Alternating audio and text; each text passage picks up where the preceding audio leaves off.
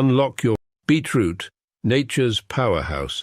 Packed with vitamins, antioxidants, and nitrates, it's known to support heart health, boost stamina, and improve blood circulation.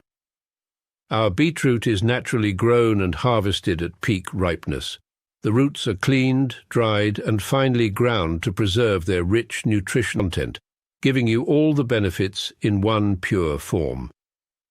Add 1 teaspoon of beetroot powder to your juice, smoothie, or water, or take it in capsule form as recommended by your healthcare provider. Beetroot helps enhance endurance, lower blood pressure, and keep you feeling energized and balanced all day. Fuel your body with the natural power of beetroot. Stay strong, stay healthy. Go get this product at blackhotfirenetwork.com at the Sports and Nutrition Store. Yes, for only $20.90. Good afternoon, family. Good evening from my end. Hope you're having a beautiful Thursday on your end, and karibuni sana to another beautiful episode of the Africa Today Show. My name is Joby. In case you are a first-time listener, returning listener on YouTube, BitChute, and Rumble, and to those who shall be catching this on a replay as well, hope you guys do get to enjoy. Leave your comments below, whether on BitChute or Rumble. I've been loving the engagement on BitChute. I love you guys as you watch, kindly also subscribe and leave your comments. But karibuni sana to the Africa Today Show. We have Mr. Blackoutfire in the building as well. Karibu sana. Hey, Husana. I guess Joby's finally free of a leg brace. Yeah. Just got to build her muscles back. Her leg has been free. Yep. I'm so excited. My leg is finally free. Yeah, but I'm supposed to go back Saturday for another checkup with the physiotherapist to see how I'm going to be guided on regaining my muscle and all that. But I'm not feeling any pain at all. Yeah, I'm moving here and there, just that I can't walk far without the clutch, but I'm not feeling any pain. I'm able to move. Yeah, I'm grateful to be coming this far. Yeah, I'm happy and proud of myself. But anyway, karibuni to the Africa Today Show. Before we get to continue, kindly remember to download our app on the Google Play Store. Blackout Fire Network is the name. With the app, you can be able to listen the show or rather catch the shows on the radio station and of course on a replay in case they're taken down on YouTube or in case they're privatized. You can go to BitChute and Rumble through the application. So go to the Google Play Store, download the app, search for the app. Black Hot Fire Network is the name. In case you're using an Apple phone or a laptop, you can stream in using our website link. That is the www.blackhotfirenetwork.com, or on YouTube, whatever your choice is, and enjoy our amazing shows. And donate as well, please. Donate, please. Donate. We need money. You gotta be allergic to donate, guys. You have to be allergic. It's not allergic. Give up some bread. I'm gonna keep Mar Johnson until you send something. We can't keep on just feeding you guys, information, and you don't even tell us thank you for giving us the real news. Like, please appreciate us. But anyway, Karibuni. Today shall be talking about different conversation, but all based on the topic where racism is America's foundation. Looking at the video you have on your screen, this is actually a video explaining the 4 types of sellouts we have when it comes to Black people. And the reason why I'm talking about this, or rather starting with this, is before we get to literally white people who we know that the base of racism, how did Black people get here? And that is what we're starting with, because you see, or I keep on talking about, even with the African leaders, like what I was talking about today, them begging at the United Nations summit to be recognized. That is you being a bootlick. Because why are you begging? Why don't you have a stand as a man? So what really led to all this? Personally, I always keep on saying oppression, looking at the Black people's history, and specifically in America, because yes, oppression when it comes to Black people is everywhere where they are, but specifically the history of America, personally, I think has taught me a lot, and looking at the history of Black people on a different angle. So oppression, number one, of course, is one of the keys I'd say has led to people being bootlickers, because you're kept in a situation where the society has taken all that belongs to you because you once owned everything. We go back to how rich we were, how we owned empires. Gold was never a goddamn thing to worry about. We wore them, we had them in jewelry boxes and Yep, all. yep. But You were the real, today, you were real bling bling. exactly. But today you find that black people actually don't even know the value of gold itself. So it has led black people to being beggars, to be recognized in the society. You don't have to, but sadly, most of our people have been pushed to that angle because of, again, surviving. Talking about where this leads you to. If you don't do this, of course, expect to be the majority of what you see You've been black people. conquered. You've been Yeah. conquered as a people, and you've been put to another psychopathic system by psychopaths. So Mm-hmm. the only way you can get out of it, you can't con your way out of it. You can't vote your way out of it. You're gonna have to seize power. That's all you can do. You have to take it, take power back. They took True. power from you. Gave you fake names, named all your, named all your, named all your parts of your country. Gave you Mm-hmm. fake borders. You got to undo everything they've done. You got to do Mm-hmm. it unapologetically. True. But who is willing to do that? Shout out to Ibrahim Traore. He has been able to do that because Burkina Faso, of course, has also been led by bootlickers, Niger and Mali. But now you have a different face of men and audacity. People who are daring People, to tell you we can actually, create something that is our own without you telling us that you have our back or our back of you stealing. There's no back that you have than just stealing, actually. So I'm gonna start with this video. I loved enjoying it, especially the fact that it started with this. This is Samuel Samuel, Jackson. Samuel Jackson playing Steven on Yeah, Django. yeah. The greatest actor to ever live. That's Mhm. Samuel L. Shout out to him. But let me start with that as we continue inside our show. For 400 years, white racists have weaponized our own people against us. And today, Yep. I'm breaking down the 4 types of black betrayal that keep us shackled. Level 1, the house slave. Meet Steven, the house slave who loves his chains so much, he'll kill to keep them on. This ain't just a movie character, y'all. This That was real is the life. blueprint for the most Yep. toxic black person in America. That's who the hell you calling Snowball, hoss boy? I'll snatch your black off that man down here in the mud so fast, make your head. Steven. See, Steven don't just serve white people. He is a white racist in black skin. He's so deep in Stockholm Syndrome that he fears freedom more than bondage. Why? Because oppression is all he's ever known. And he's Exactly what I just said, oppression.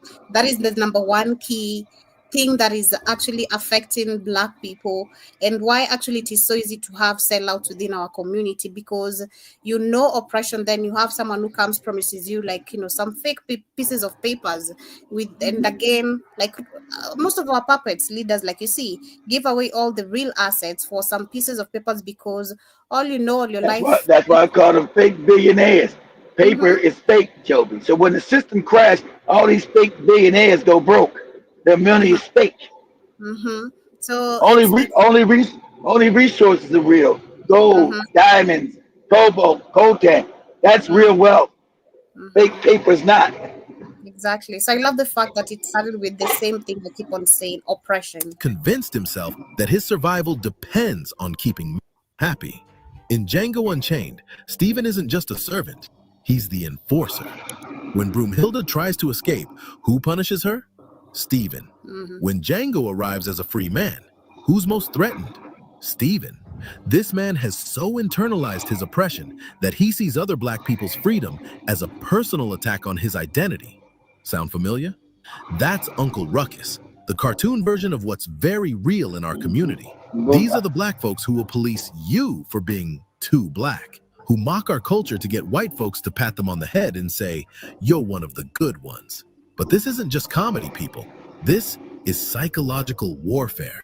The house slave mentality runs so deep that these individuals will literally work against their own people's interests to maintain their position in the white power structure. Herschel Walker literally said, "Black families don't need fathers because we had strong women." This man was so desperate for white Republican approval that he And his threw his own moron. people under the bus on national television. He painted black fathers as dispensable while running for Senate in Georgia, the same state where his own father abandoned him. Wow. But here's where it gets really sick. Crazy. Walker wasn't just talking to white Republicans. He's a moron. He's a real bootleg. Telling them. And the problem is that a lot of these bootleg, like Herschel Walker's almost like partly retarded. He's so stupid, it's crazy. He's an idiot. But white people gonna make him a senator of Georgia because he's a bootleg. He's a moron, literally. Remember, he used to play football for Trump. Mr. Trump, help me make a chicken farm. Make the chicken, and I be doing what I be doing. Remember, he was had this moron in a debate. Show that debate, he couldn't even speak. I be doing Ebonics. He didn't even speak Ebonics right. I be doing what they be doing me, what they be doing, and they be doing what I be doing, what I be telling them to do. What? Is this a joke? Mumbling. He was not talking Ebonics. He was mumbling. He couldn't even mumble. He was too stupid to mumble. They should be grateful to struggle alone. He was telling black children that they don't deserve fathers. Also, he could get a pat on the head from people who will never truly accept him. The house slave doesn't just hurt us through their actions. They poison our minds with self-hatred. They teach our children that being black is something to overcome, not something bad to celebrate. They turn our survival mechanisms into weapons against ourselves. Here's what makes the house slaves so dangerous. They convince white people that racism isn't the problem. We are. Yeah, we are. Exactly. Permission to keep oppressing because, see, even they agree with us. Remember, Stephen wasn't just loyal to Calvin Candy. He was more racist than his master. When the house exploded at the end of Django, it wasn't just a building burning down. It was the destruction of an entire system that depended on black people policing other black people. And that's why this mentality is the foundation of all the other levels. Every other type of black betrayal starts with this basic premise, that white approval is more valuable than black liberation. Before we get to the next level, if you're learning something from this breakdown, hit that subscribe button and ring the bell for Black Stories Untold. We're out here telling the stories they don't want you to hear, exposing the systems they don't want you to understand. Your support keeps us free to speak these truths. Level 2, the assimilationist celebrity. I'm not black, I'm OJ. These people perfected the art of racial amnesia. When he was put for murder, I told him, now all of a sudden now he's black again. I'm black. I'm not OJ. He ran around all American black churches trying to become black. Trying to become black. And there's another moron, another idiot. That's what I told you. He didn't kill this white woman. This ugly ass white woman. He didn't murder this ugly white woman. Right? He's too stupid to commit the perfect crime. OJ is another one. Is a moron. Literally. He just said, and at the time they weren't together when he murdered. He just said, hey, could you not be sucking other people's dicks in front of our children in the house? You know, when she called the police on him, he said, OJ said, hey, white woman, we're not together, but please don't be sucking strangers' dicks in front of our children. Could you not do that? But I said, that's his fault for being with this beast, right? You know, so the idea he was jealous of her is stupid. He'd already moved on. But he just said, hey, can you stop sucking strangers' dicks in front of the children? Is that so hard? She called the cops on her. Hey, I ain't let this nigga in the house. He's talking crazy. Get him out of here. Go ahead, Joe. White spaces that they forgot where they came from. Or worse, they remember, but they're ashamed of. Oh, that's an ugly white woman. They don't care. That's an ugly white. They get the ugliest white women. It should be crazy because they anti-black, just like Candace got an ugly white man. That's what they do. They don't care. As long as it's white, the mind is fucked up. Go ahead, Joe. Than the house slave. They don't attack us directly. They just disappear us. They code switch so hard, they develop split personalities. Around white folks, oh, I don't really see color. But the moment they need us for damage control, suddenly they remember they're black. Exactly. Literally created exactly. Told you. Soon as OJ got in trouble, He was in every black church in America. He was in D.C., he was out of Cleveland and Chicago. He was everywhere. Now you're black again?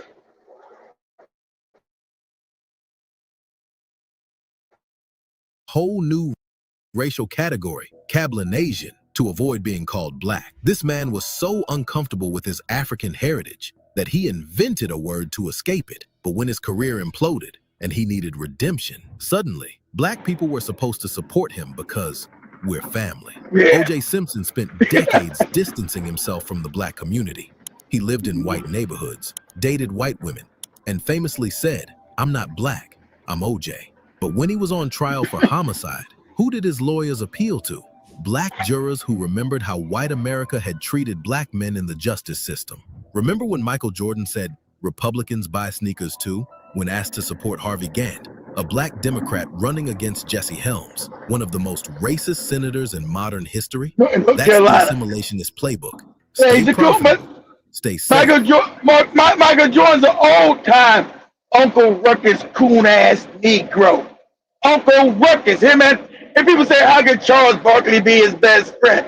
What? Are you insane? These both Uncle Ruckus, goddamn Steven from Django ass niggas.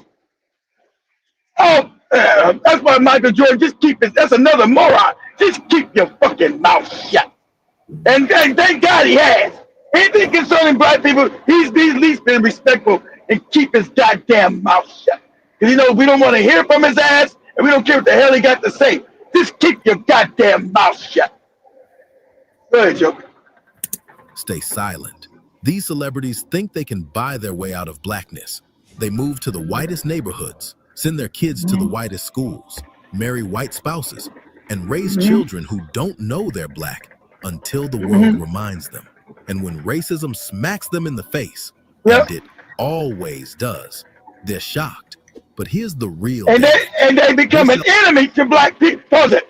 And exactly. Because their fucked up parents are trying to escape blackness, like Candace Owens with her mixed kids. Now when the racism smack them in the head, you know all these mulattoes always go back, the black community treats me the worst, actually, because they still want the white dick in their mouth or in their ass. And that's why the mulatto community's always been a danger to black people. That's why you see South Africa's all fucked up. You don't know who the hell they are. Because all the mulattoes running around down there. I don't know what's going on. All crazy and fucked up in the head. Right? Because the mulattoes, if you read the destruction of black civilization, You're breaking. Out of your... Oh, go ahead, Joe. Sorry. Come again. I can hear you now. But Sorry, Joe. You got to go ahead. I'm breaking.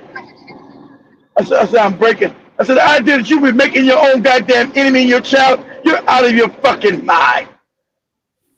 Because your children grow up to be your fucking enemy. The majority. Not every mulatto, okay, but they don't say every, but the majority.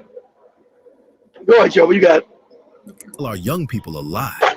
They make kids believe that if you just work hard enough, speak white enough, dress right enough, you can escape racism.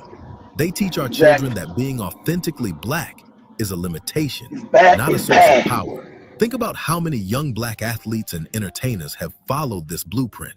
They sanitize their image. They don't do nothing. Actors, musicians, sports, they don't do shit for black people. If I told you, say fuck them and you throw them in the dust, then the history keep moving. And the sad fact, most of them are stupid. That's why they're there. Most of them are morons.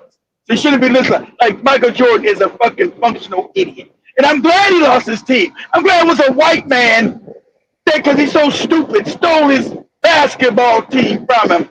It's what is it called? The Charlotte, whatever the goofy name is. It's the Hornets again? I only watch basketball no more. But Michael Jordan got his basketball team taken away from him by a white man because he's stupid. Did you see any white people come and try to help dumbass Jordan? Because he got bamboozled? Because he's stupid? Michael Jordan got bamboozled. Okay? That's how he lost his basketball team. A white man bamboozled his dumb ass because Michael Jordan is a moron. So, a white man now owns his basketball team. You heard nobody come out and condemn this white man for messing with Michael Jordan and feeble-minded because he's stupid. Like, he said, oh, you shouldn't tell Michael Jordan. Michael Jordan, what you did was wrong. They ain't never come out and defend Michael Jordan ass when that white man fooled him out of his own major league basketball team. His franchise is gone. It's gone. Oh, what's up, Joe? Real quick, stay there, Joe. Say, what year did Michael Jordan lose his basketball franchise? Oh no, this is basketball team. What year did Michael Jordan lose his basketball team? Was it 2021, 22? Did anybody cry in the white community about him being fooled? About this moron being fooled?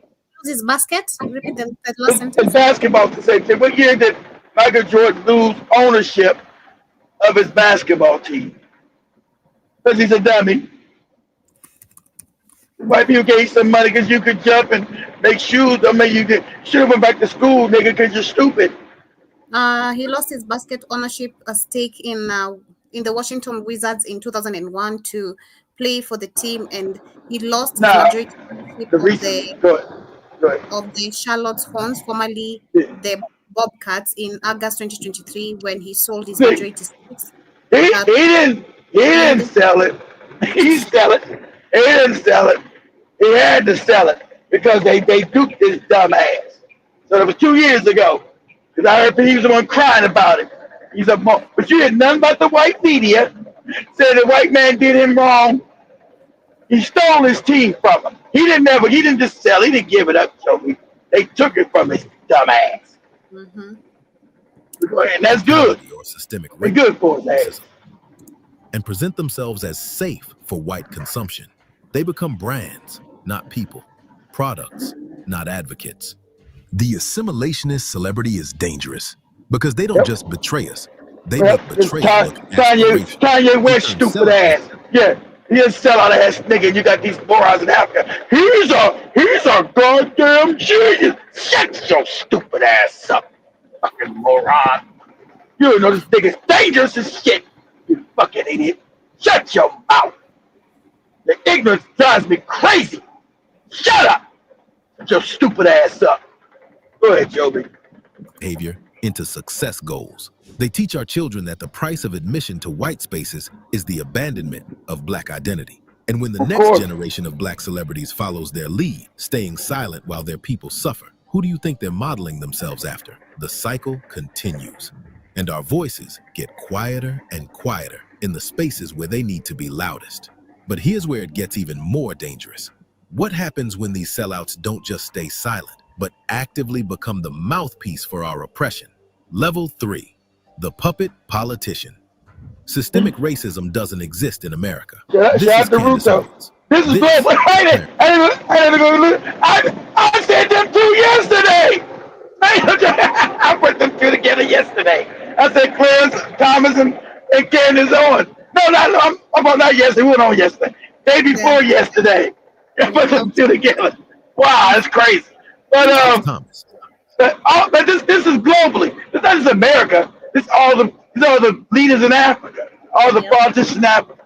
All of them. Go ahead, Joe. This is Tim Scott telling us America isn't a racist country. These are the most dangerous black people in America today. Why? Yep. Because they don't just abandon us. They lead the charge against us. They become the black face of white racism, giving oppressive policies a chocolate coating so they go down easier. Clarence Thomas sits on the highest court in the land and systematically dismantles every protection our ancestors you never know, all the bullets always got a white spouse. He got him another ugly white woman. Candace always got an ugly white man. The Tatum's, all these others, they always got an ugly white spouse because they don't want to be black guys. I want you to understand this pattern. It happens over and over and over again. Anybody always spouting about one of the white, that's a bootleg sellout right there. You don't want to marry your own people. That's not you're dealing with some psychological damaging already to begin with. That means you might not be in a place to be a bootleg, but you'll happily sign up to be one. I want a white man or a white woman so bad.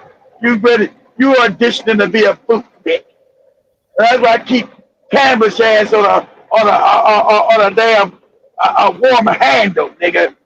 You audition to be a bootleg. So when they do anything, your characters shows me certain things about you. But this is always the whole thing. I always got my ugly white man, or ugly white woman. Every time. Good. Affirmative action, gone. Voting rights, gutted. Civil rights protections, weakened. And he does it with a smile, knowing damn well he wouldn't be where he is without the very and he's a dummy. And they always get the dummies. You remember, he never even says nothing because he's another idiot. He's a judge, but they can make him anything they want to be because he's a puppet, right? But this dude, he is a moron, another moron. When they do arguments in front of the Supreme Court, he never says one word. He never says nothing because he doesn't even know the legality. This is an idiot. There's another puppet idiot they put in high places. That's why you can never touch black faces in high places under white supremacy means absolutely nothing. Black faces, like this moron, in high places mean nothing. There's another idiot. They give us, and oh, he got an ugly white woman. He gonna have a white woman, ugly white woman. It's like that's got to be the damn threshold for getting in the club. Ugly white person got to be your partner. Let's be real about Thomas for a minute. This man was accused of physical harassment by Anita Hill, a black woman who put her career on the line to tell the truth. Yeah, remember she said, he said he was a lynching. Remember she said he put his dick on her Coca-Cola. And when she got back to her, yes, Joby. She said he put his dick on her Coca-Cola. And when she came back, his dick hair was on her the part you drink, the top part. Yes, Joby. Yes. That's what she was saying. And watch she say, oh, this is a lie. This is a public lynching. Ain't no lady gonna lie about you putting her dick on her Coke. Go ahead, Joby. This is He called it a high-tech lynching, using the language of black oppression to defend himself. Say the word like that. You say, Joby. Say, this is disgusting. Say it, Joby. very disgusting. Very. Then he spent the next 30 years on the court, making sure other black people couldn't access the opportunities that got him there. Thomas's wife, Jenny, was actively working to overturn the 2020 election. And Thomas refused to recuse himself from cases involving That's goddamn Steven right there from Django right there for real. Forget Samuel Jackson. That's Steven right there from Django right there. Oh, little regard for justice that he'll corrupt the highest court in the land to serve white political interests. But Thomas operates in the shadows.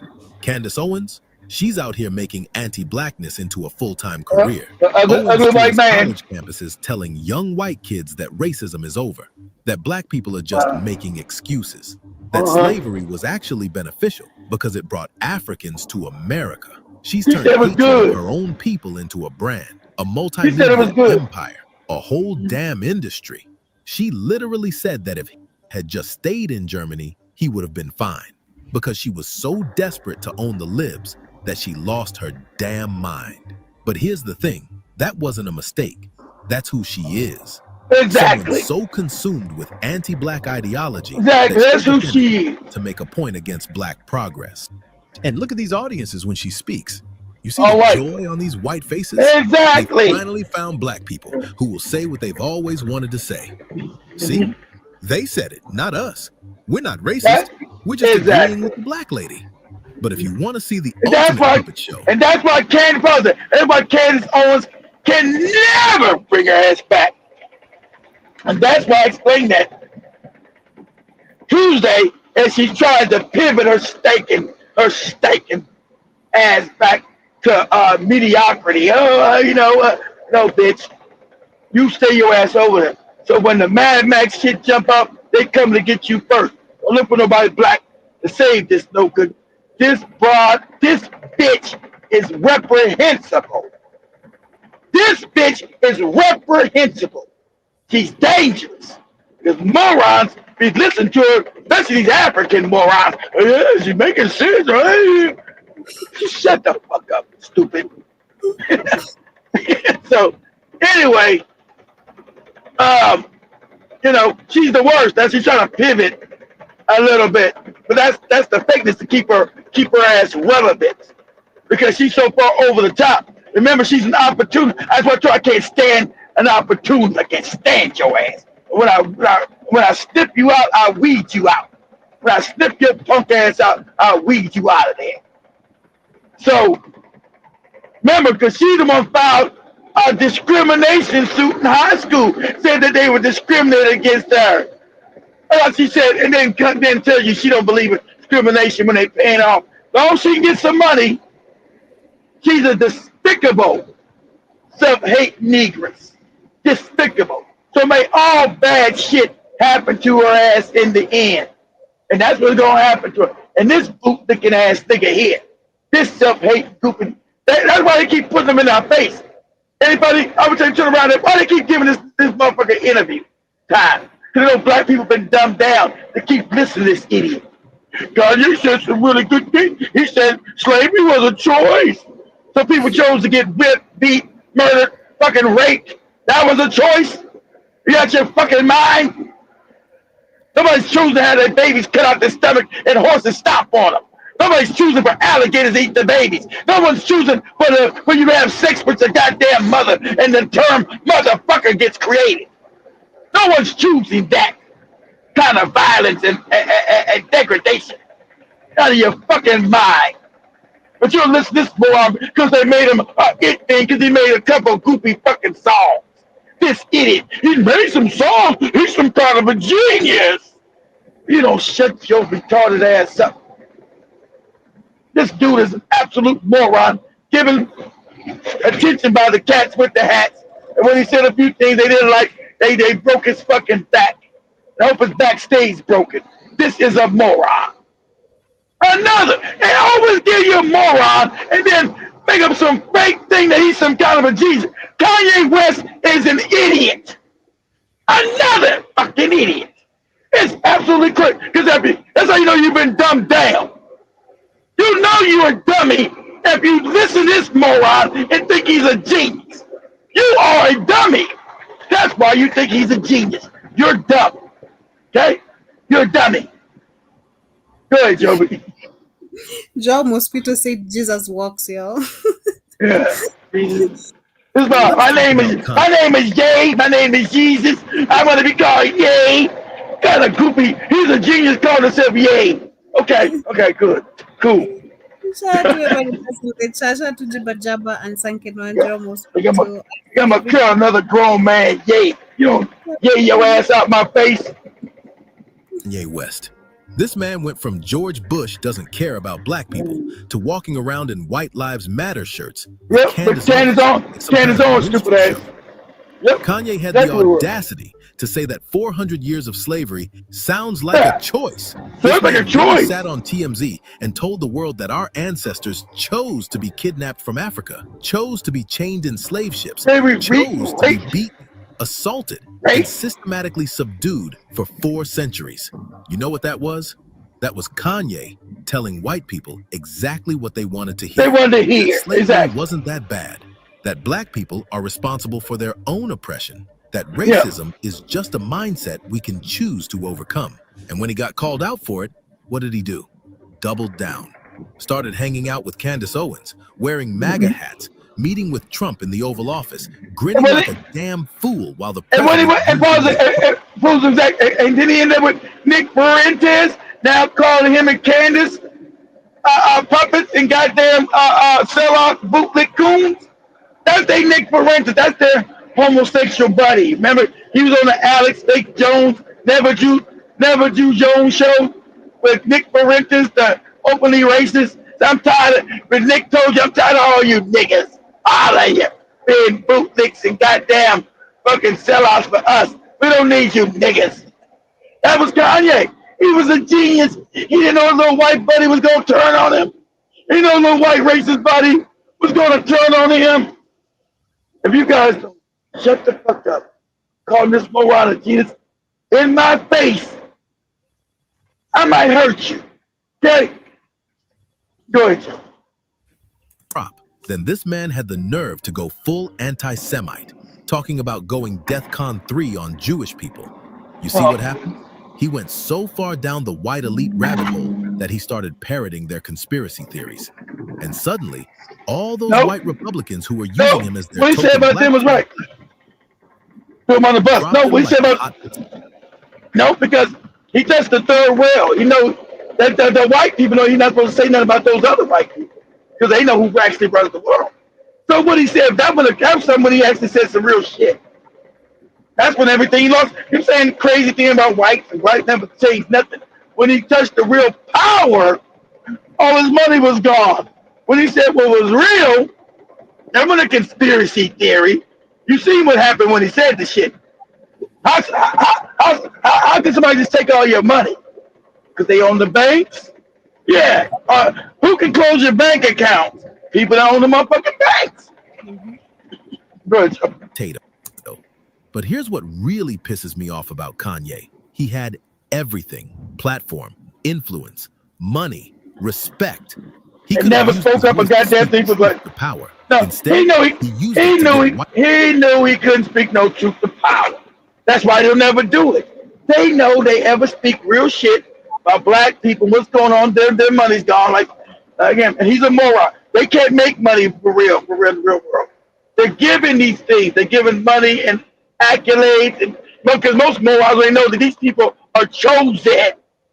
Okay? That makes you get, I'm going to understand this. 2025. They pick the winners and the losers. They don't get a brain type on this fucking moron 25 years ago when they let him in the game. And so, okay, he's got an ego, he's easily influenced, he wants to feel important, he's got the big head nigga syndrome. We're going to give him that, but he's going to be our boy and do what he says he does. The real cats don't never get no contracts. They'll never get no platform. You're not getting a platform. He had a platform.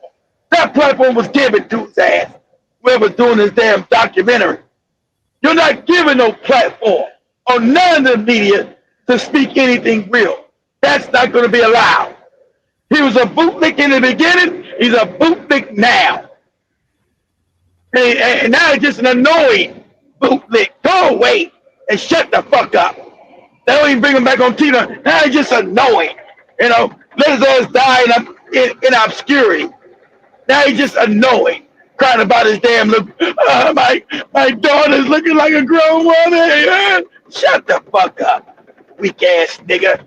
Then he also weak. That's how you know he ain't make no run. He weak too. And he weak. And that's always the middle thing. The men, they always get the black men, they're always weak. Michael Jordan, fucking emotionally, spiritually, fucking everything weak. Charles Barkley, weak. This nigga weak. They're always weak. Those make sure they're easily crushed. They're weak. But they put them out to you as some kind of icon because they control the media. They build a fake image. But you should be able to see behind the facade that this is a weak nigga here. Who the fuck would he ever lead to any battle? This moron to be under the women's skirts, crying, don't let nothing shoot me, daddy. What you doing underneath this damn skirt? Then get your ass out of the front line, you weak ass nigga. I told you, I can't stand cowards. I can't stand weak ass men. Get your weak ass out my face. Weak ass, and that's why they keep giving us all these men from Africa. And you notice all the African leaders are weak. Like each race looks like a man. They try to kill him. All the men they give you are always weak. Always. That way you got women all man. And when you just sit there, G talking crazy. And Big G said, these black men are all weak and fucked up. They like get fucked up in the butt by white daddy. you know. But they choose these weak ass men. All of them are weak.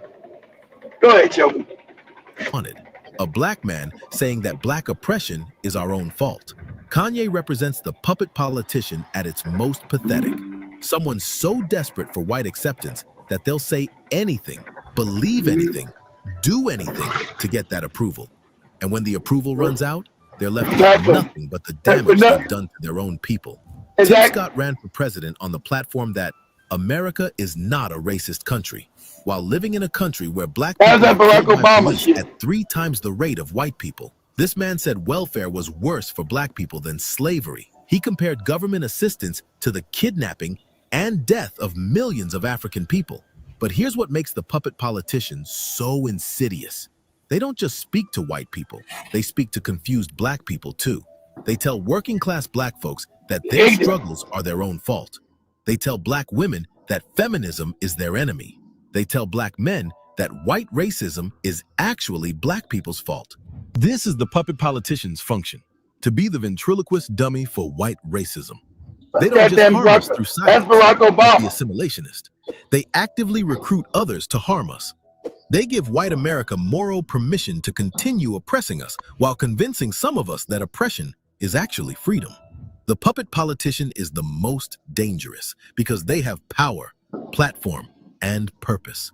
They're not confused like the assimilationist or broken like the house slave. They're strategic. Don't have any They power. know exactly what they're doing, and they're They do. getting paid well to do it. But here's the thing that really gets me. Sometimes the most dangerous betrayal comes from people who genuinely think they're helping us. Level 4, the tragic compromiser.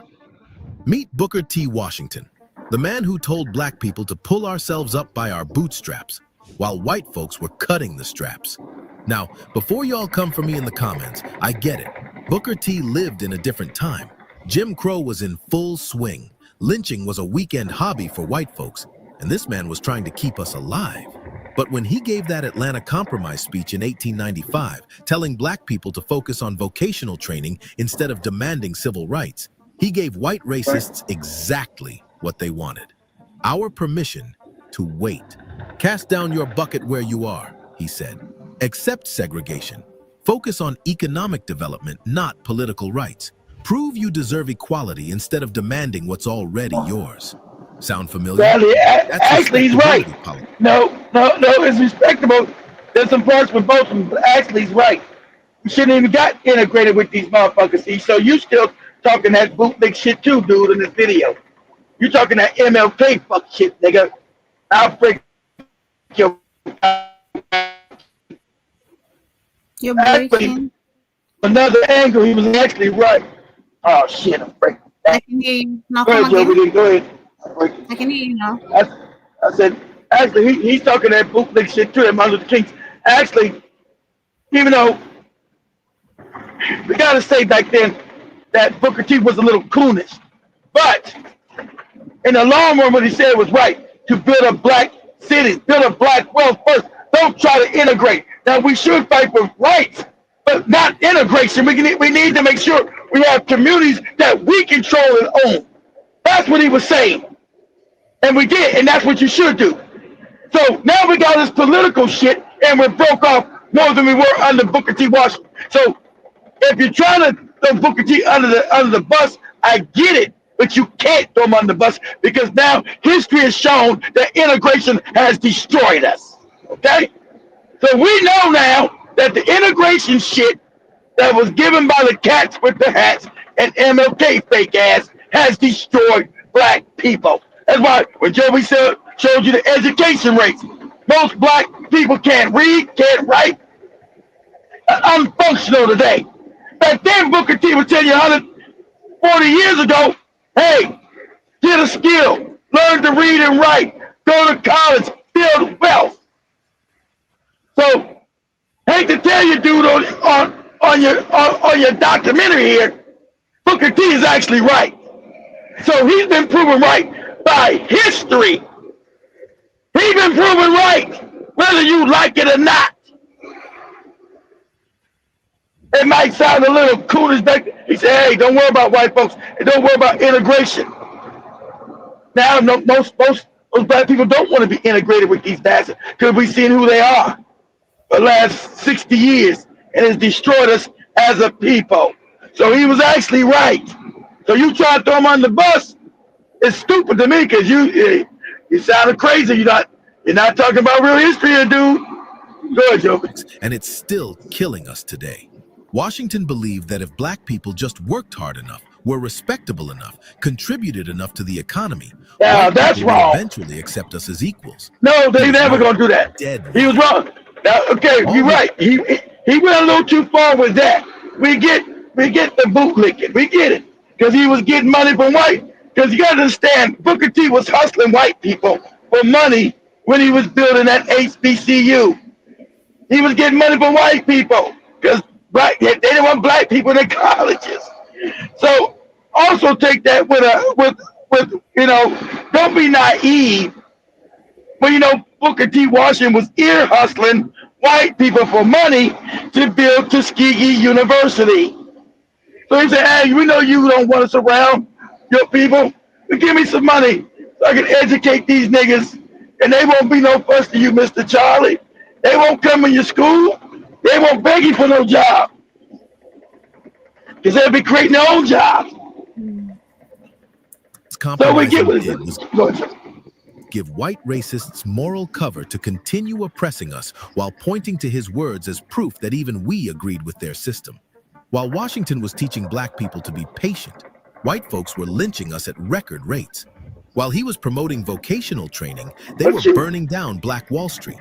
While he was preaching accommodation, they were passing laws to strip us of the vote. His strategy of appeasement didn't stop the terror, it enabled it. But here's what makes this tragic. Washington genuinely loved black people. He built Tuskegee Institute, educated thousands of our people, and fought for economic advancement. And like I said, through this university here was where all your first black pilots came through, who were what? The right stuff. These were your best pilots in the world. Not in America, in the motherfucking world. Taught at this university right here that Booker T built. So yes, did he do some shit I wouldn't agree with? Yes. He's appeasing, I get it. But like I said, we also understand the times he lived in. And to get that money, black people had no damn money. We come out of slavery. We had no money. So I'm here hustling these white folks. Hey, you don't want these black, you don't want to surround you. But you don't want us out in the street killing you either, do you? You might as well get some money to Joby's new college fund. You don't want to ass out there fucking around, being underneath your white man, do you? Put in college. Let him learn some shit. All right, goddamn right. I don't want these niggas around me. How much you say you need? How much you said you need? Good intentions paved with black bodies still lead to hell.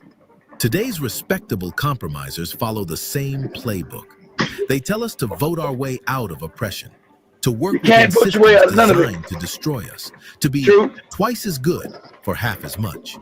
They preach the politics of respectability while our people are killed in broad daylight. You know, the leaders who say we need to build bridges with people who want to build walls around us. The preachers who tell us to turn the other cheek while bullets are flying. They mean well, but good intentions don't stop. Okay, exactly. I think you said that's your MLK shit. That's right. So let me tell you exactly. That's your fake ass MLK and your goddamn Nelson Mandela bullshit. No, I just love them. Love the badness out of them. Just let them smack you in the head and turn the other cheek while they shoot you in the face. All that whole ass shit. The answer is no. Go ahead, Joe. Mean well, but patience doesn't pay rent. They mean well, but respectability doesn't resurrect the dead. Here's what makes this the most tragic level. These people genuinely love us. They're not seeking white approval like the others. They're trying to protect us, but their fear makes them accept crumbs and call it progress. They tell us to wait for the right time, the right candidate, the right moment. It never shows up. We're dying in the streets, in prisons, in poverty. How long are we supposed to wait for freedom? How long are we supposed to prove we deserve what's already ours? The respectable compromiser isn't evil. They're just scared. Scared of white backlash. Scared of losing what little progress we've made. Scared that if we push too hard, too fast, white people will take everything away. But here's what they don't understand. White people never gave us anything out of kindness. Every right we have, we fought for. Every law that protects us, we bled for. Every step forward, we took by force, not by asking nicely. The compromiser believes in the myth of gradual progress, the lie that justice delayed is not justice denied. They think racism will fade away if we just give it enough time, enough patience, enough good behavior. But racism isn't a misunderstanding, it's a system. And systems don't reform themselves out of the goodness of their hearts. They change when they're forced to change. Here's what connects all 4 levels. They all serve the same master. Whether it's through active betrayal, silent complicity, political puppetry, or respectability politics, they all keep white racism alive. The house slave convinces white folks they're good masters. The assimilationist convinces us we can escape. The puppet politician gives racism a black face, and the respectable compromiser tells us to be patient with our own oppression. But here's what they don't want you to know. Every single one of these archetypes exists because white racism needs them. They're not aberrations, they're features of the system. The house slave provides psychological cover. See, even they like being enslaved. The assimilationist provides false hope. If you just try hard enough, you can make it too. The puppet politician provides political cover. It's not racism when a black person says it, and the compromiser provides moral cover. Even their own leaders say they should wait. Together, these 4 types create a complete ecosystem of black subjugation. They handle different aspects of the psychological, political, and social work needed to maintain white dominance. But here's the real tragedy. Many of these people could have been freedom fighters. The house intelligence could have been used to organize resistance. The assimilationist platform could have been used to advocate for justice. The puppet politician's power could have been used to advance our interests. The compromiser's love could have been channeled into revolutionary action. Instead, white racism captured their talents and turned them against us. That's the real genius of this system. It doesn't just oppress us with external force, it recruits us to oppress ourselves. So the next time you see a black person tap dancing for white approval, ask yourself, which level are they on? Because and that's what I told you. And that's why it's so sophisticated. That was sophisticated, especially in Africa, because they don't see behind the scenes. These Africans will believe their presidents actually run their countries. They don't know that the white man runs that shit still.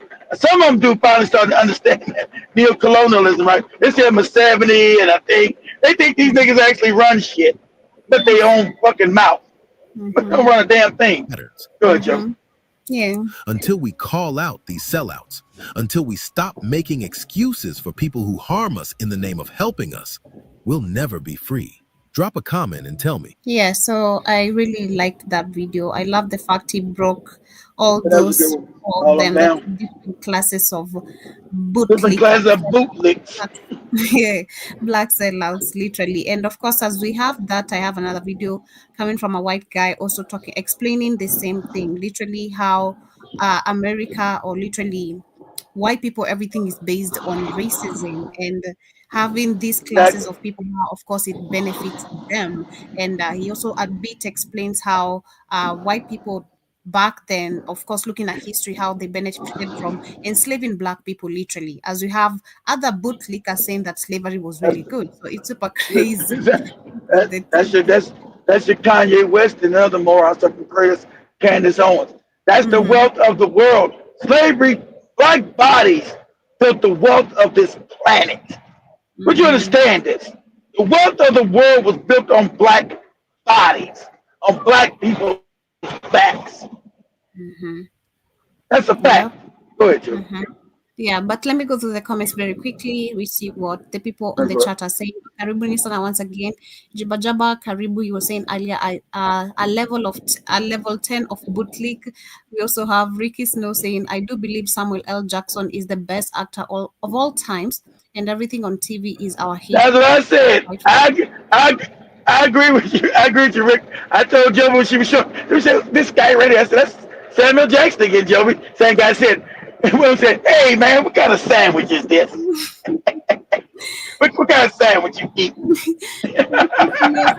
Denzel Washington is the next great actor. And John Mosquito, Karibu Sana. We have Cages Williams in the building. Welcome. And Sankenwan Karibu says he had missed us. We had missed you too, but hope you're doing amazing. And welcome to today's conversation. Says business. Hey, we ain't seen a sucker. We ain't seen a sucker one damn, but 5, 6, 7 months. Nah, he's been popping. Something like that. He's not been here for like a few weeks. He's been on the comments, but he's just not been active that much. But John Mosquito also says okay, just a minute. Jabba says backroom talk coming out. Okay. And Sankero says he doesn't want to open his mouth to prove that he's an idiot. Exactly what Kit was explaining. And Sanken also says, yep, I was watching is on a C-SPAN live. Okay, didn't get that, but C-SPAN. Yeah, C-SPAN's like CNN too. Okay. Jima says if anyone needs a lace front, it's Candice Owens. Also says Jibba says no slave chose to have their eggplant in a jar. And John Mosquito also adds, I knew Kanye West wasn't serious when he gave President Museveni a pair of Yeezys. And you never see Museveni ever wear them shoes in his life. He looked at it, yeah, okay. Thank you, goofy nigga. I know you're a bootlick too. Thank you, goofy nigga. Ricky says Nick Fuentes, Ben Shapiro, and Charlie Kirk, these Caucasians cowardly never been in real fight with him. And Jiba says Tim Scott looks like the character from Fat Albert. And John Mosquito says Obama London, I wonder what he's up to. Yeah. And Jiba says don't trust any Negro that shows his gum. Ricky Snow says stop giving these coward Caucasian people our energy. Tell them the next rapture is next month. Jesus said, give all your wealth to black. All your stuff away is that. Give all your stuff away. Got these morons who out there on TikTok now. Because I was wrong about the rapture. I sold all my stuff. I sold my car. Sold my clothes. I sold my house. I got any place to live. I'm laughing. I'm like, what? This is how ironically stupid. I see some black girls. I guess I'm stupid now. Yeah, you're stupid. Stupid. The rapture. Morons. Leave the rapture. Yeah. And the funny part about it, you dummies, you Christian morons, the rapture's not even part of the Bible. That was made up 150 years ago by a Zionist, you idiots. They just keep adding new spins to your fake religion. Why you got these different denominations? Seventh-day Adventists, Mormons, Jehovah's Witnesses, all these Baptists, all these scams upon another scam. But good luck. Like I said, I give good Ricky. The rapture's coming next week. Give black people all your shit. Okay? You're not gonna need it. You're not gonna need it. You're going home to be with Jesus. Jibba says Andrew Carnegie left Bukati. Andrew Carnegie. Yeah, and his widow an endowment to pay their expenses for life before he died. Bukati was plugged in, and also says, "Yep, I was taught don't talk shit on another person in front of white people because that gives them the license to say the same about you." Exactly. Remember, we're not supposed to exactly. It's called air family business. As black people, we're not supposed to air family business talking about other black people in front of the neighbors, white folks, Chinese, Arabs, Indians. We're not supposed to air our business in front of strangers. We keep that behind closed doors. You got a problem with another black person, you take it behind closed doors and you work that shit out between you and them. You don't air our business out in the streets for other races of people to use it against us. Good. Yeah, so let me share this guy's video, then we're gonna move to Nini Leaks, who's another bootleg. Literally completely changed her whole personality as we talk about other stages of bootleggers. Because what is the essence of also like people changing their identity if it's not trying to fit in? I don't know. Yeah, she's trying to. I don't think she can rate as a bootleg. I don't think she has any celebrity as a bootleg. She's just a moron. Celebrity bootlegger, because I'm talking about. I can't call her a celebrity. She was like a deep Hey, you got an A list, a B list, a C. Was she like a D list celebrity, an F list? Celebrity. This is who we've always been. The problem is that white people have their heads up their asses still. Too many of you still just don't want to accept what this is. So let me give you a history lesson of what this shithole country is. And if you don't like that, then you can ship your ass back to England with your head up your ass. Joby knows she like when he called America a shithole country. Joby knows that put a ting all down her spine. At least someone is being honest, you know. The history of America. So let me tell you what this country is. When we as white people were too lazy to do our own jobs, we stole black people from Africa on the Middle Passage. 1.2 million died. Sharks would follow the boats, waiting for the bodies. Then we kept them as fucking animals, beat them, whipped them, put them in trees, fed them to fucking alligators, burnt down their Wall Street. Then we put Asians in internment camps. Women couldn't even fucking vote or have rights or credit or no-fault divorce until the 80s. 1860s, the Supreme Court said black people weren't even citizens.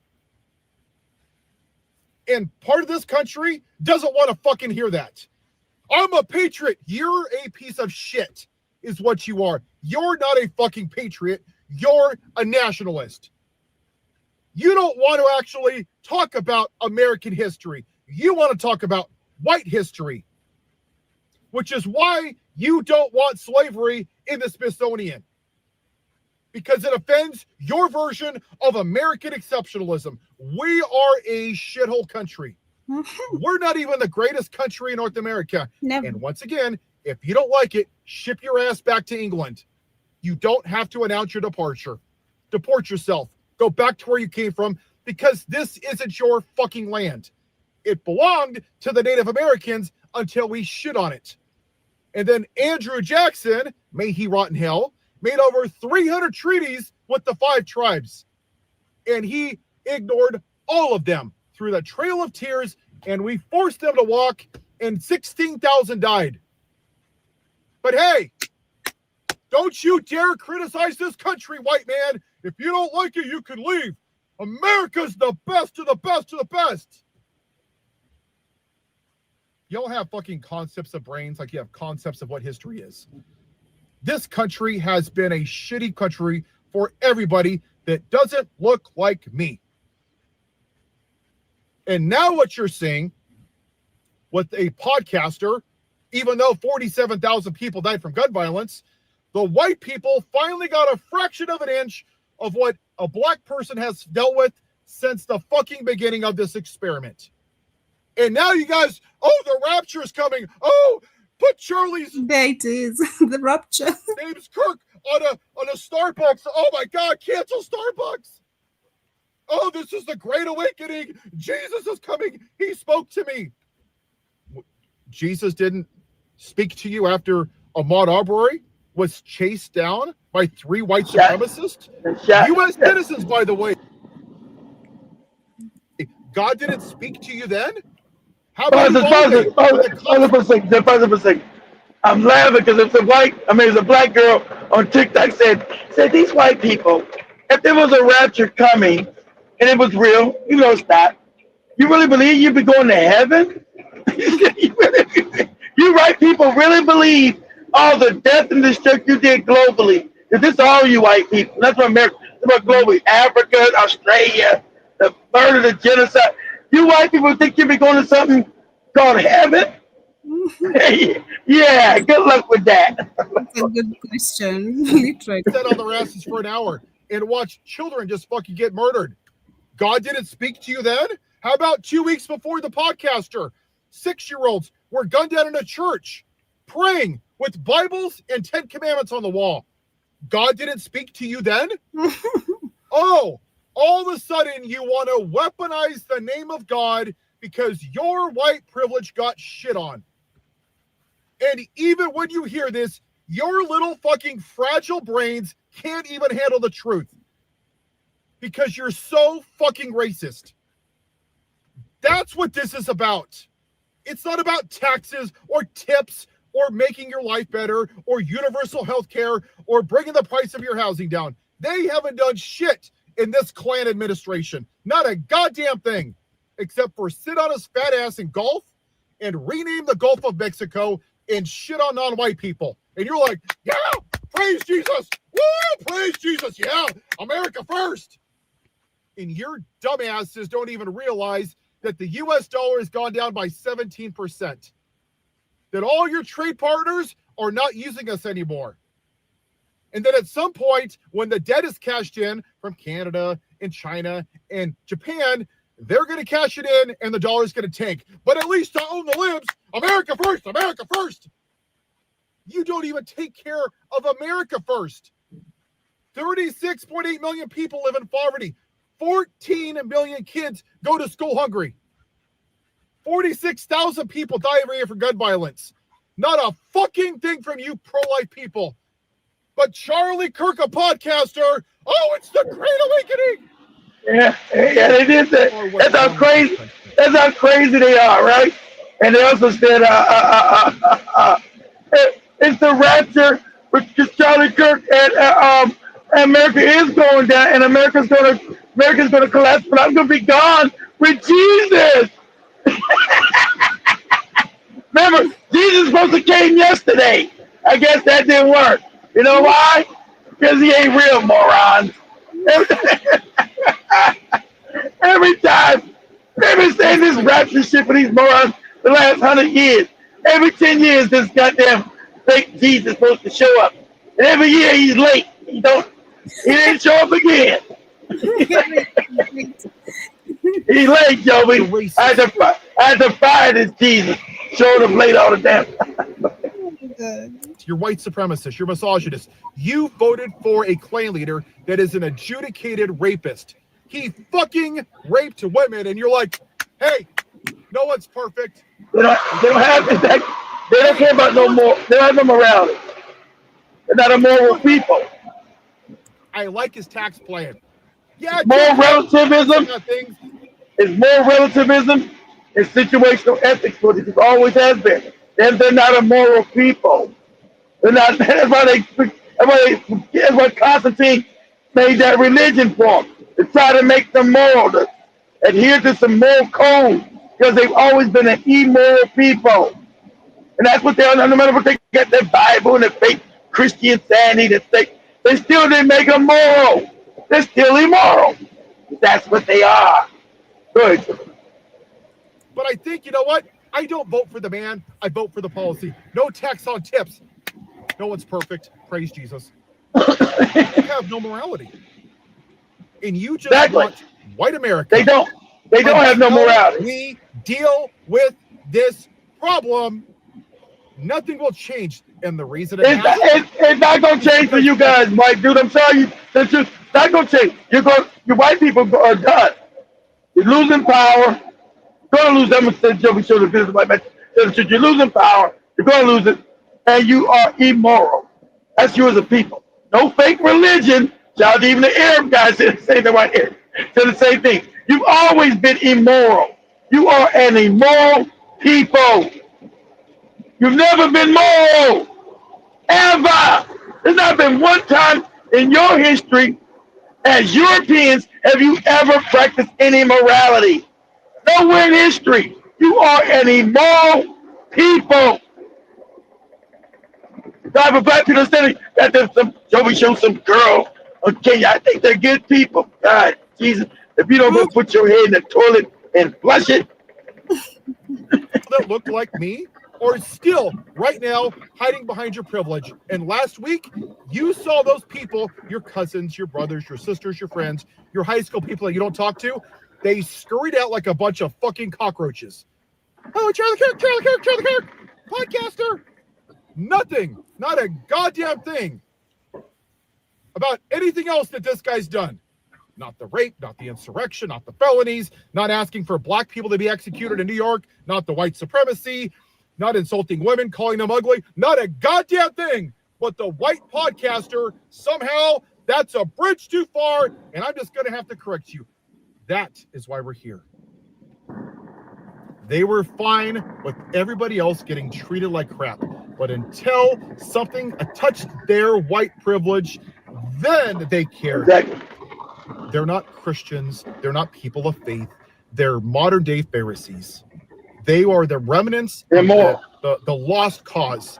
And that point in time is where we failed as a country. Robert E. Lee was a piece of shit slave owner. May he rot in hell. But to them, the lost cause, it was about states' rights. No, it wasn't. The lie. It was a lie. We want to keep slavery because the black man, Exactly. in their words, the Negro, are the only people that can work in the tropical sun. And it will be detrimental to the commerce of the states if it's done. So basically their stance was God made black people to serve. We don't want to work. That sound like We a want exactly. issue. And that's the economy. All it's about us states not being forced to do what the federal government tells us. Our states about us being a sovereign country. They don't give a fuck about that. It's about the free labor that they got from black people that made them wealthy. Okay? That's what it's all about. It's like about in Africa. They revised it with the fake banking scam they do now with the IMF and the World Bank. Extract wealth and leave black people in poverty. Good. But instead of accepting it, you guys lied to yourself. And then once again, 2020, oh no, it was rigged. Did you see Martin Luther King go to violence? Rosa Parks, John Lewis? But the white man lost an election and they believed the lie, so they get away with beating officers with American flagpoles. They're patriots. But if you live a foreign flag, the nerve. Yeah, well, white people say white people never have no real honorable heroes. They try to say Charlie Kirk is like Malcolm X and Martin Luther King rolled into one. You're like, what? They don't got no. All the people they got are all despicable. They never got no real heroes. They try to make Charlie Kirk say he's Martin Luther King and Malcolm X. These people are fucking crazy. See how that works. Make America white again. Until we deal with this, we will never get out of this. And if it has to burn to the ground, then so be it. The funny part about it, they've been all white. This is the only reason we're here. And if you want to go back to the economics part, that's cool. But go look at the Hurricane Katrina documentary. You know what happened? Certain parts, when they were rebuilt after the flood, after the flooding, they were primarily black. You know what happened? The white man raised the rent by 2 and 3 times. What do you think happened to those black communities? Oh yeah, I'll let you know. Spoiler alert, it turned to a white community. Why? Because they didn't want to pay black people a fair wage. So when you say, I don't have privilege, fuck off. Have you had to give a talk to your kid? Have you had your house redlined? Was your house valued more? Were you called the N-word? Did you have to give your kid the talk? Then fuck off with your white privilege. Just because you're poor doesn't mean you don't have privilege. It means that you're treated differently than everybody else. That's what white privilege is. And you can shove it up your ass. Have a white day. It's funny. I found him a little bit funny. I was literally laughing. He's funny. You were laughing too. Also, because he said America's a shithole country. Of course, that's the person. You need to insist on that word. That's the whole country. That's the gift that keeps giving to you. Mm-hmm. But literally, the other version of literally the other level of I'd say the celebrity bootlickers, because these are the type of the people who don't want to be black, want to fit in. Personally, that's how I see it. Every time I see black women do this, that's how I see it. We're in a different generation, of the makeup has advanced and everything, but this is nothing to do with makeup. Of course, no, they're really fucked up. She doesn't want to be black. That's why she's damaged. That's why she's skin bleached, cut off her nose, and look and talking about she didn't do a thing. She don't even like the same person no more. And then Mm-hmm. and then like I said, she's a despicable human being. So on a recent interview, what you can see on your screen, she actually came out and made it clear that she's not a dark skinned. She's always been a brown skin. So wanna look at this and then go back to a few images of what we were just talking about a few weeks ago on the housewives of, I don't know, Atlanta or Georgia, wherever she was from. Atlanta, Georgia. That's it. Atlanta's the city inside of the state of Georgia. Yeah, Oh, okay. Atlanta. So let me share this. I just saw yesterday a picture of me as a dark-skinned Nene Leakes with short hair, and the Nene Leakes today is light-skinned with a pinched nose, big cheek. I saw that stuff. This is all the internet doing, right? And so then you go out in public and people are looking at you like, is her nose pinched? My nose is too damn big. And let me see, is she light skinned now over being, dark skinned? I was never dark skinned. I was never light skinned. I'm a brown girl, So they get that part wrong a lot, but that's okay. The other thing they get wrong, I think people think being a housewife that you are a diva for real. And I'm probably the least diva of them all. I'm not a diva. And when I think of diva, I think of people that are super laid and attitude-ish on their own time. I'm crazy about time myself. Y'all say 5 and 5, right? And I'm mad because y'all here at 5:15 because I was here at 5. You know what I'm saying? I'm not a diva. I'm not a diva. I'm on time. And, I'm grateful for every opportunity. Yeah, so that's what she had to say, and I just want to switch quickly a little bit into this video as we get to relate with the first conversation. Real Housewives of Atlanta star Nene Leakes has certainly been a household name since the show debuted in 2008.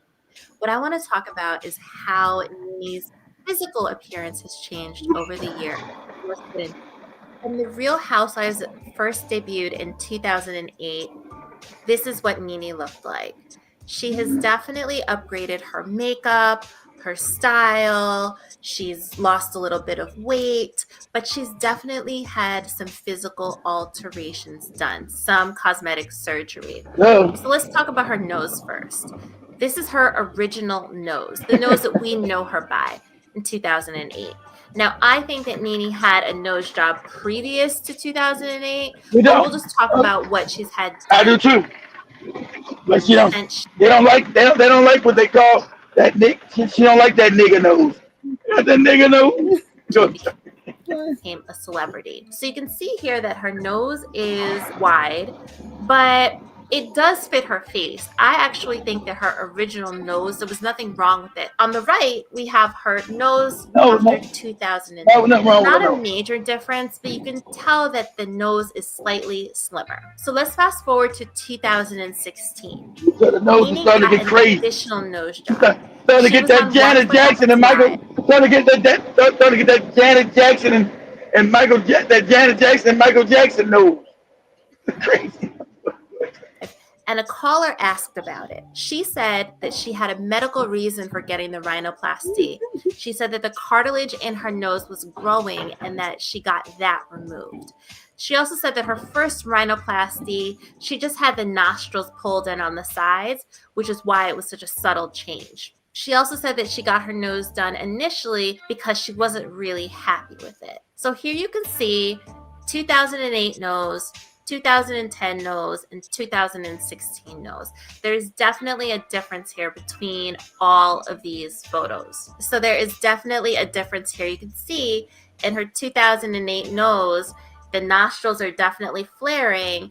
As she said in 2010, she did pull the nostrils in a little bit, so it gives her slimmer nostrils, but she still has a pretty large bridge on the nose. Now, 2016, we can definitely see that she has gotten a little bit of a bulb at the top of her nose, so it's a completely redone shape. And I do appreciate that Nene hasn't denied that she's had that work done. Now let's take a look at what she's done with breast augmentation. So this is what Nene looked like in 2008.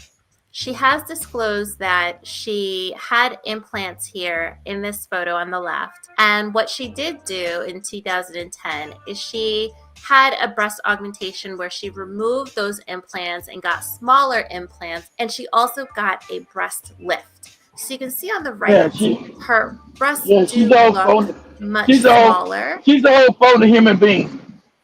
She's a whole fake human being. How would you put up with this, bro? She's a whole fake human being. Go ahead. Are lifted. Now, other than that, I mean, I know she's doing a little bit here and there to her face. She's definitely gotten some fillers, which is why her face might seem a little bit more round and a lot less movable than it did before. Like most celebrities, I do think that she's gotten some veneers. I'm not really a fan of that, but I don't think hers are that bad. Her teeth are very white and bright, but it works for her. And Nene has always had very nice and clear, smooth skin, not too many wrinkles. So I doubt she's getting a lot of Botox and stuff like that done. Let me know if you think Nene. Yeah, so literally just wanted to share that, nothing literally to it, because I remember we were discussing this some time back, and then just her coming to clarify, and yet there's evidence of literally the changes. And then I go back to Black women. Can you just normalize loving yourself, you know? Normalize loving yourself. The skin bleaching, the surgeries, work out, literally work out.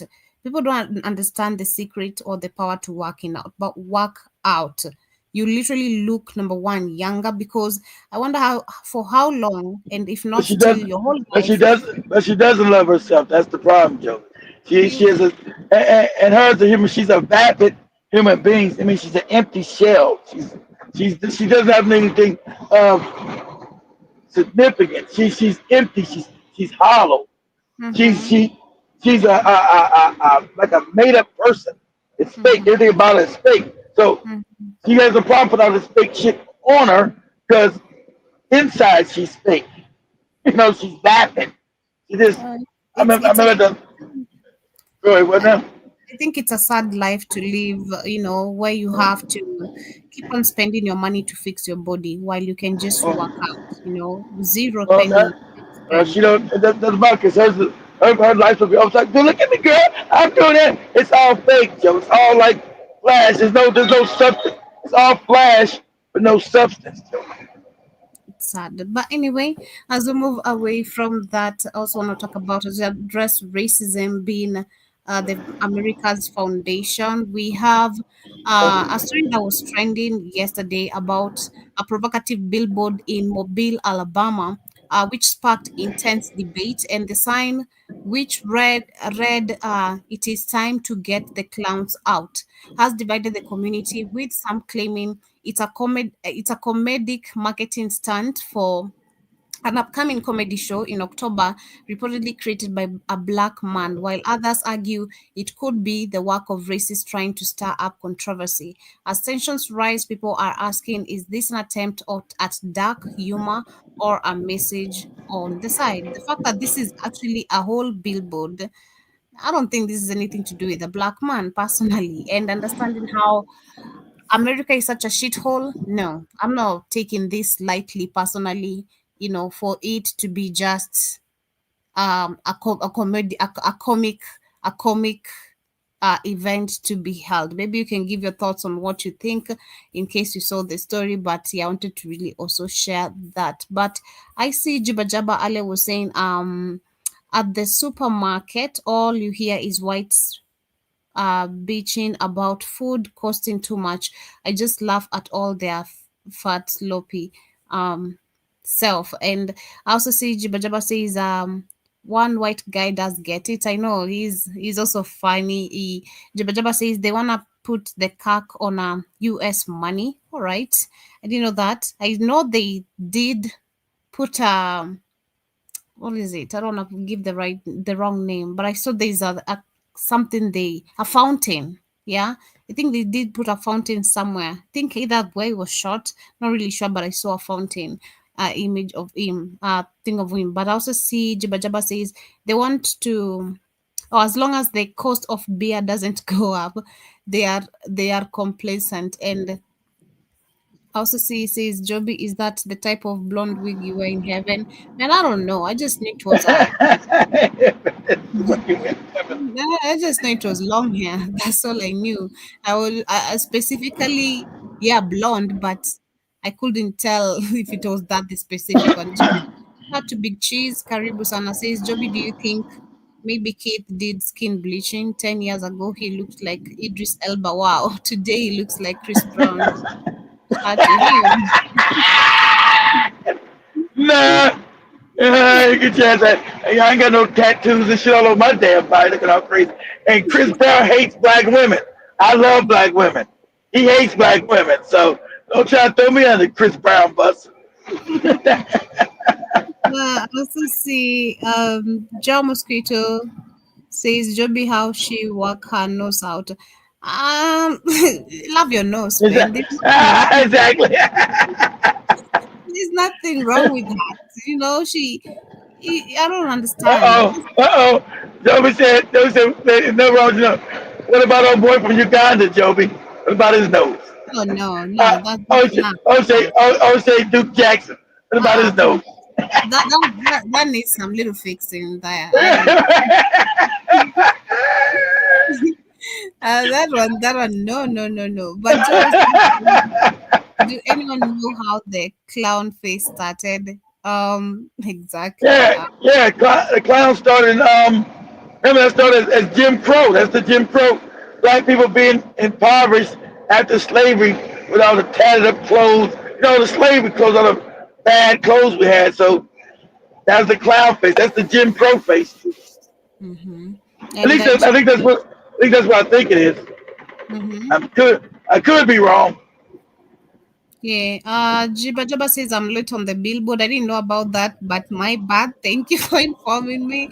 I just bumped into it yesterday personally, but I also see Ricky says my second cousin was on Atlanta Housewife and he played for Philadelphia 76 with Allen Iverson and Cleveland Cavalier with LeBron James. They say all those four were broke.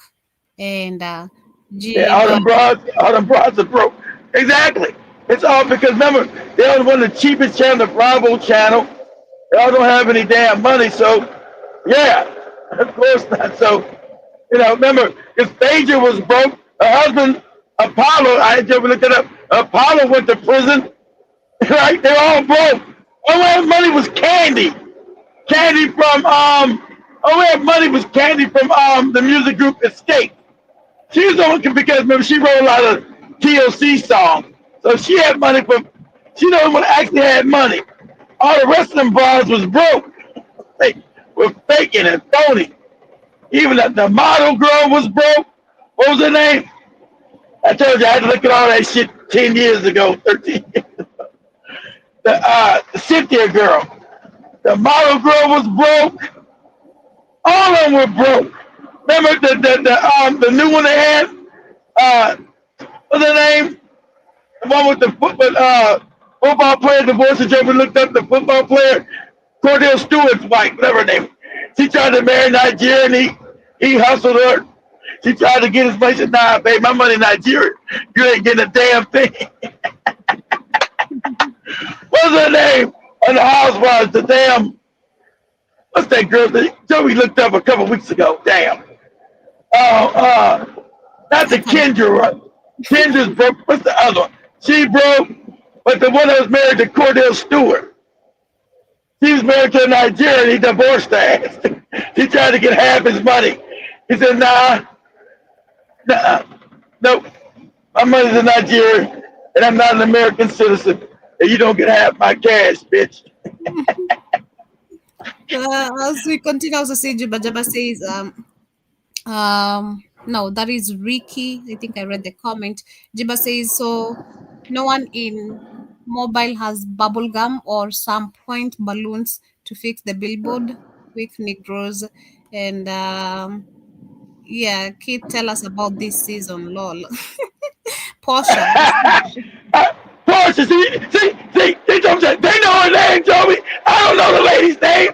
They know her name. See, lying ass thing. And you know, I didn't know if that show's even on. That was 10 years ago they were on there. Joby was still in high school. What y'all talking about? I started looking at that thing back in 2013. I like, yeah, I got divorced in 2014. I said, I'm free of all this dumb shit. I had to watch the Goofy Kardashians, all that shit. I ain't seen that shit since 2014. Oh, you know, see, they faking. They know her name, Joby. Portia. Yeah. But as we move on, we have Russia and Iran, which has come up with a new deal. Also, Joby, I sent you that video. I sent you that video. I want you to play it before in the show. Okay. Yeah. We have Russia and Iran, which has signed a nuclear power plant deal as sanctions keep on, of course, attacking them. They're saying that Russia and Iran have signed a memorandum of understanding on the construction of a small nuclear power plant in Iran. Good for them. Russia State Nuclear Corporation, Rosatom, as Tehran has been engaged in a diplomatic push to avert new sanctions over its nuclear program. So, of course, this is a good deal. We know Israel doesn't want this. They've been claiming this is what they're trying to stop. But yeah. Cares what the hell you want? This is my country. That's what the hell I want to do. Yeah, other countries need to find a way of always defending themselves. It just can't be Israel every single time. But yeah, let me share this video. We have this lady. I don't know. I can't find the video. We have this lady who went to Tunisia. This is literally for educational purposes. Before you come to Africa, like keep on saying, do your research of the country you're going to.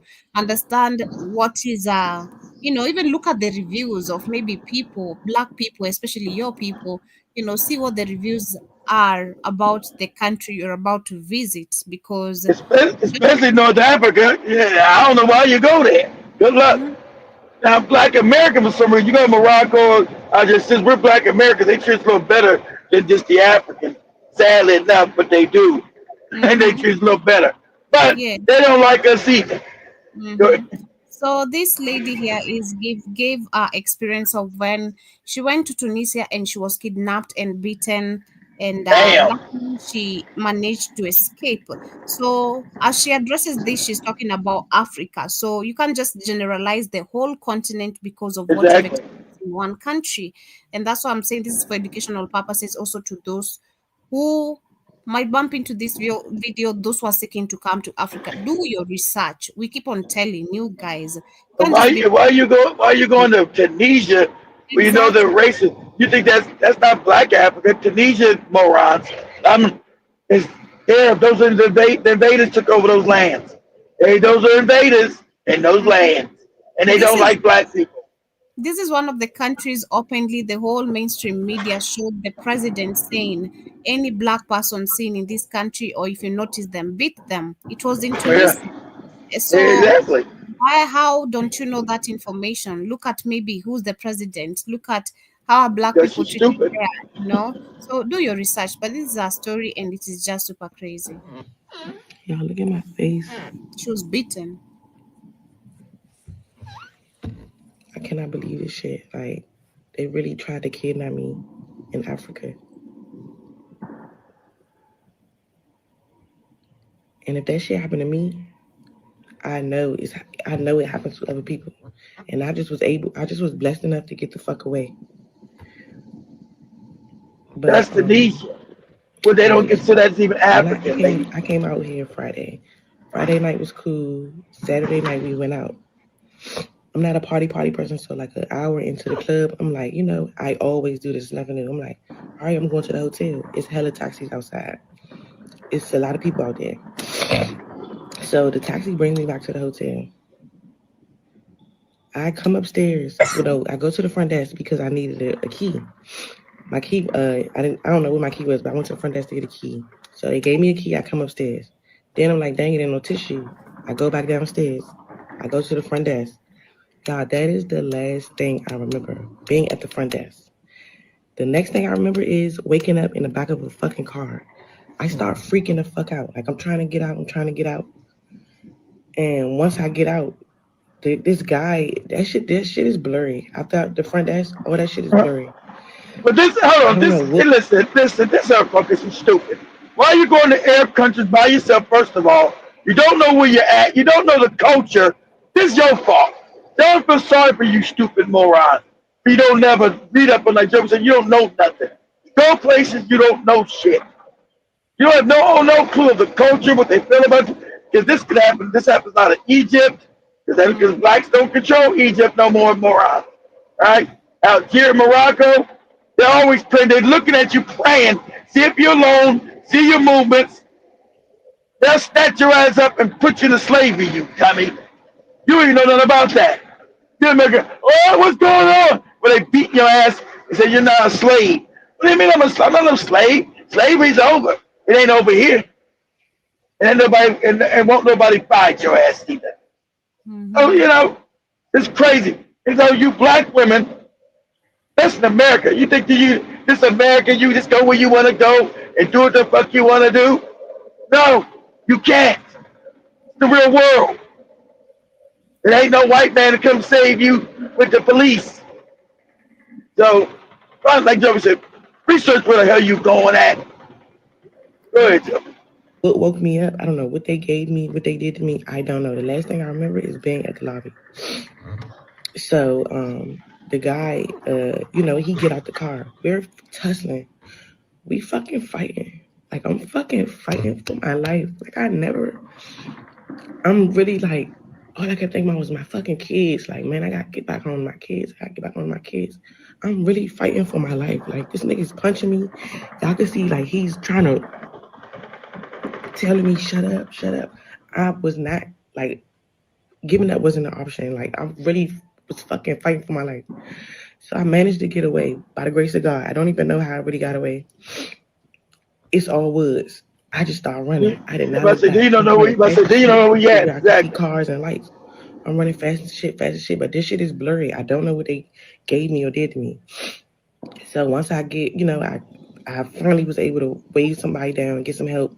A taxi brought me back to the hotel, right? So, hotel was probably involved in it, stupid. The hotel was probably involved with the person that was doing it. Hate to tell you that.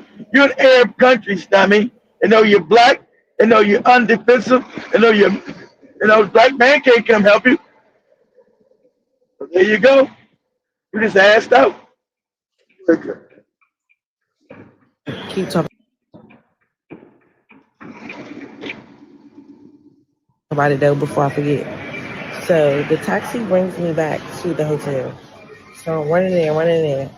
I tell Queen, y'all, I'm with Queen, so just keep up with me. I tell Queen, I'm like, they fucking took me. She telling me I'm yelling out shit. Like, I was fighting for my life. What do you? And she like, you just was you was in distraught. Like, you was in shock. You was crying and all that stuff. So, she got until she asked in the hotel. Y'all, the hotel would not show us no videos. They was not helping us. They did not call the police for me. They did not give a fuck. Of course not, because they were. They were involved. I ain't never seen this video. Because you're stupid, right? You are a moron. It's dangerous to be a moron, boy. Listen, a woman. You go to the country, you moron. That shit's dangerous. Dangerously stupid. The hotel didn't help us. Hotel's involved. I already knew when you said you left. Hotel's involved in it, stupid. Go ahead, Joe. Crazy. Because it just doesn't make sense. So, what they're saying, right? They're trying to say that I never came back to the hotel. Like, once out their words of their mouth, they said I got snatched from the club. For one, how the fuck I was at the club? Two, if I got snatched at the club, where in the club I have this purse, I'm recording with this phone in the club. Like, we're having a ball. I got this purse on and I'm recording this phone. How the fuck did my stuff get back in the room if I never came back? You go drinking and clubbing in strange countries. You don't know the culture. So much. You're out of your mind. Like, stupid. That shit just so much. So when I say I was fighting for my fucking life.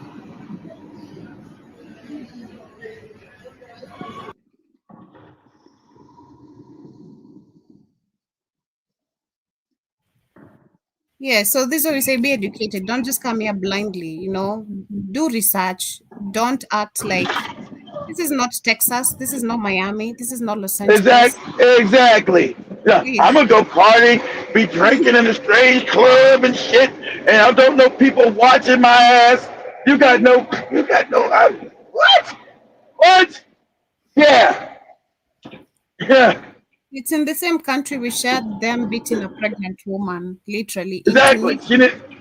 So Exactly, Joe. be very careful before you come to Africa. The continent, there are countries that are safe, but you can't go to an Arab controlled country and expect to be treated, and especially where the racism is just widely open. It's just super crazy. Come to Kenya, come to Tanzania.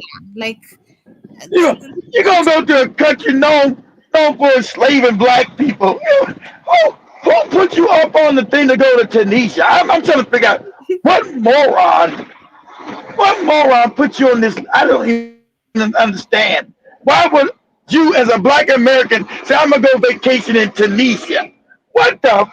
I don't understand who even. It just don't. Whatever. This don't make no sense to me. Sound crazy. Sound crazy as hell. As we get closer to winding up, I gotta meet up with Demore still. So let me. You still gonna go? What are you supposed to bring up with his ass at? Yeah, he's telling me he really needs to meet me. He needs to tell me something important. So I have to, I don't know how important it is. But let me share the screen of the last video you shared with me, and we call it a day. Sound like his ass is in trouble or something. I don't know, but yeah, he's been looking for me. Oh, where's the volume? Yeah, play that right there. So this is confirmed. I'm telling you, the white man knows what I'm saying. And this not West Africa. This all sub-Saharan Africa, not the Arab countries. All the sub-Saharan Arab about to be wealthy because they about to get all their shit back. Go ahead, Joe.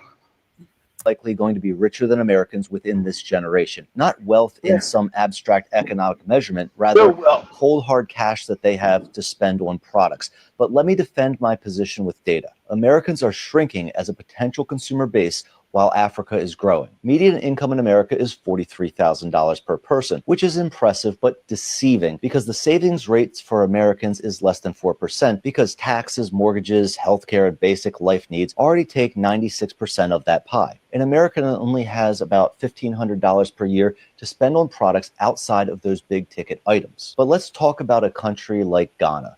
Lower income at $3,000 per year for sure, but it's growing, meaning disposable income is growing year on year. For instance, if monthly income were to increase $100 a month, then Ghana would already have a stronger consumer base than America. Remember, in that scenario, Ghana would still have less money than Americans on paper, but the disposable income would be much higher. So how likely is this to happen? Well, we've already seen it happen in countries like China, Dubai, Saudi Arabia, among others. And those countries all followed the same patterns. Initially, the West thought of them as poor countries. Then there was a growth in their value-added activities, which was followed by a growth in their GDP, which was ultimately followed by a growth in disposable income. Here's Ghana's manufacturing and GDP numbers over the last 20 years, which shows a clear correlation with what we saw in other developing markets. But there are some differences. West Africa is more resource rich than any of those other regions I was talking about. They have the fastest growing college educated population in the world, and they essentially have no personal debt to hold them back as consumers. No, Africa has all the resources. Exactly. Africa has all the resources. Once they get it back, because they even Torre, everything else, yeah, that's going to be the wealthiest part of the planet again. That's all the white man is just saying. He'll just tell you the truth. And over here, we're coming on an economic collapse. Go ahead, Joe. Joe Mosquito.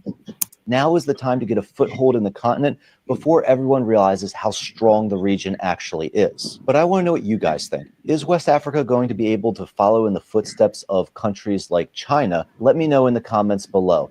And as always, if this video brought value to you, give... Yeah, people like Ibrahim Traore can do that, but not Tinubu, Not Tinubu. Don't expect Tinubu to give you that. Tinubu is more worried about bulletproof cars and jets and airports built.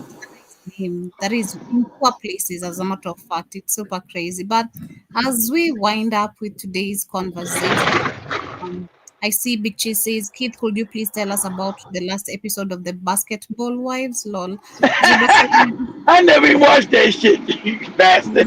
Basketball. Jibba says, rule number one. I never. Now, see, let me say something for you because you got to go. My ex-wife didn't look at the Basketball Wives, so I never watched it. So I don't know shit about the Basketball Wives. Nothing. Jibba says, rule number one, don't move around alone, especially in a foreign country. Facts. Exactly. Yep, the hotel definitely is on it. And Ricky says, black women love laying with Arab men. I've seen this my entire life growing up. Arab liquor stores owners running through the entire neighborhood. Are you sure about that, Big Cheese? Everybody keep telling me about that. I've never seen it. In LA, I always seen black women call them stinky and disgusting. I've never seen that. But they say it does happen in Chicago, but me personally, I've never seen that personally in my life. They say it happens, but in LA it's different. I never see nobody black. They're like, man, I live with these dirty, stinky bastards. But Chicago's a different beast. Well, yeah, much love, family. We're gonna call it a day and a night on there, but see you tomorrow, same time, same place, right here on the Africa Today show. And of course, have yourselves a beautiful, beautiful day. You're closing the remarks, Keith. Nothing. Just have a good night. Okay, peace. We out.